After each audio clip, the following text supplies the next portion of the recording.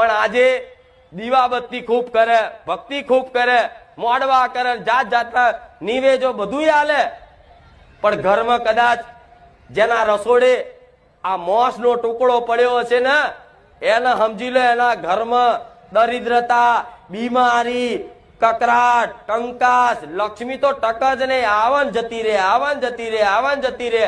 આવું બધું થતું હોય ને તો પેલા આ વાતે સુધરી જવું. મારા સાનિધ્યમ કઈક સુધરી જશે, પણ આજ નવા ઘણા આયા છે. જો તમને ચાલતું ના હોય ખાધા વગર તો બે હાથ જોડું છું, મારા પારે ના આવતા. કામ નહીં કરું તમારા, કદાચ સુધરવું હોય તો હું કામ કરી આલીશ, તમારી માતાને કગરીને કરી આલીશ. પણ જો કદાચ આવું ખાવાનું ચાલુ રાખવું હોય તો હું માતા બે હાથ જોડીને જાહેરમાં વિનંતી કરીને કહું છું કે ખોટો ટાઈમ બગાડતા કેમ